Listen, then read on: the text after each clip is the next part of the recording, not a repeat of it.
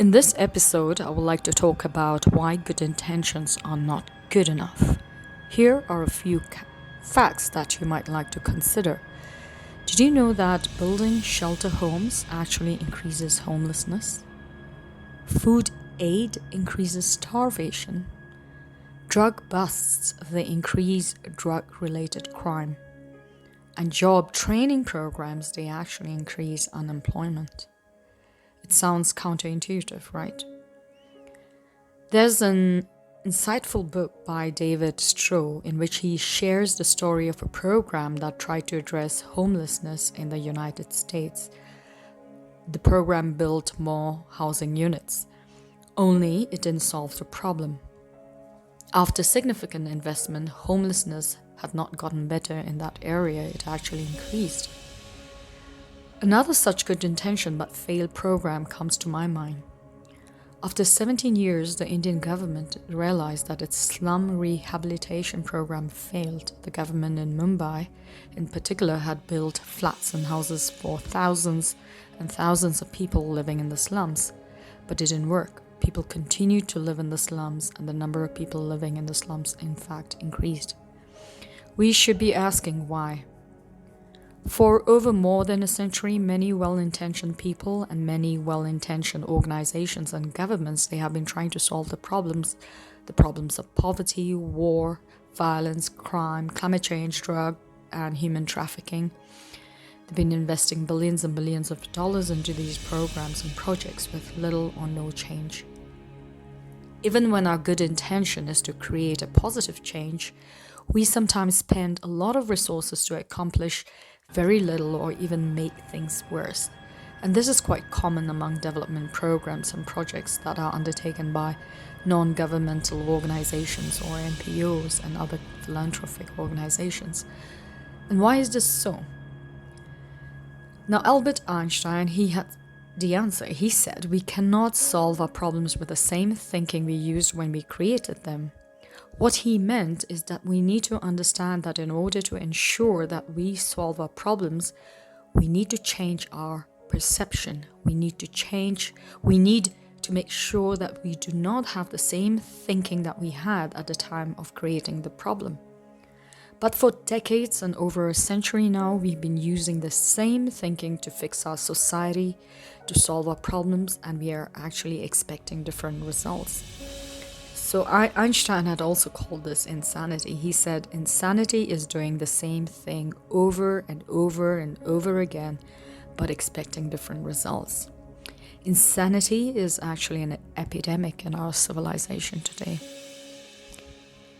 The author of the book Zen and the Art of Motorcycle Maintenance, Robert Prisig, he shares a powerful insight on how our thinking, it actually determines the success or failure of our well-intentioned efforts in our society.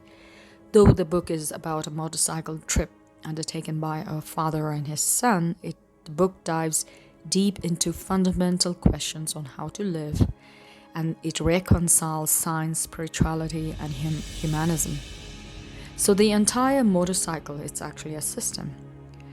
There are various parts which keeps the motorcycle as a system running or functioning. So Robert wrote, but to tear down a factory or to revolt against the government or to avoid even repairing a motorcycle is actually to attack the effects rather than the causes of a system.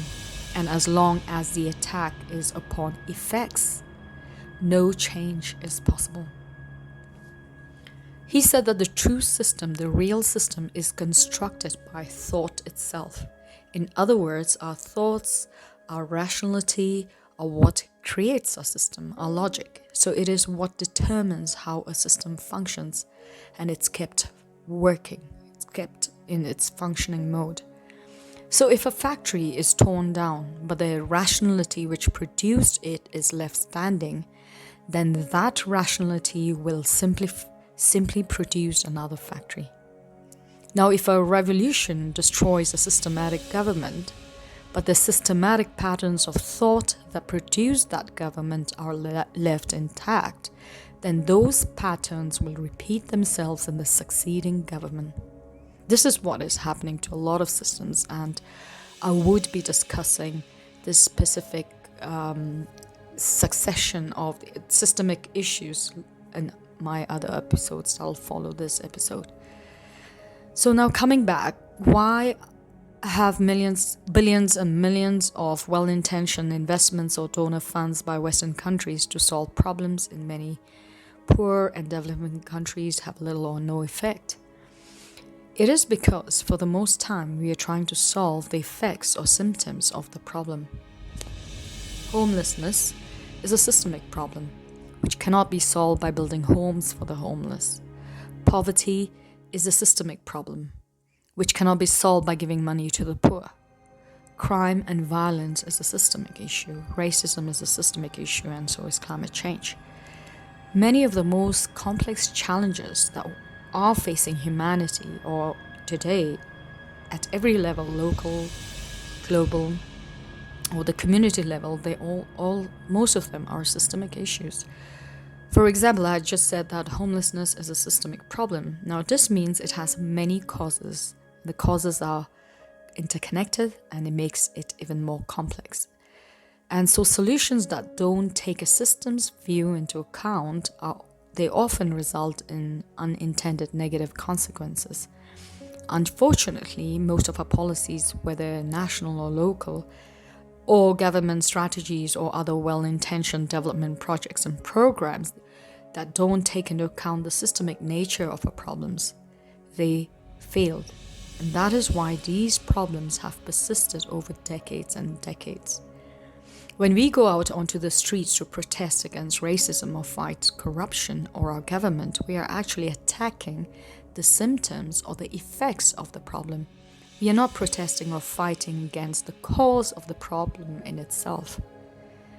I am aware of a few programs that are led by philanthropists or NGOs and NPOs that are fighting gender-based violence. Now, one specific program, in there, people are trying to solve gender-based violence by making young girls and women to start wearing bras. Now, do you think that this is going to solve the issue of gender-based violence? I personally don't think so, and from a systems perspective, it does not make sense at all.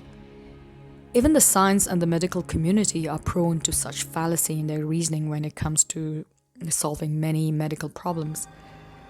Most pharmaceutical medicines that doctors prescribe, they treat the symptoms of the diseases rather than solving the actual cause of the disease. Take, for example, the significant rise of attention deficit hyperactivity disorder, ADHD, among children over the last 2 decades or the last decade or so. So these children, they're routinely medicated with dangerous drugs like Ritalin to get them to focus and calm them down. Now, in 2010, a Michigan State University study, it had found that nearly 1 million children in America were potentially misdiagnosed with ADHD. Now, the medical community has admitted that although ADHD is one of the most frequently diagnosed disorders in children, it remains poorly understood. Recently, I've come across a few adults in their 50s and 60s who tell me that they've been diagnosed with ADHD. They visit their psychologist wanting to learn why they are unable to focus on one particular vocation. Instead, they're prescribed Ritalin. Late Sir Ken Robinson, an educationist and creativity expert, is one of the people I greatly admired.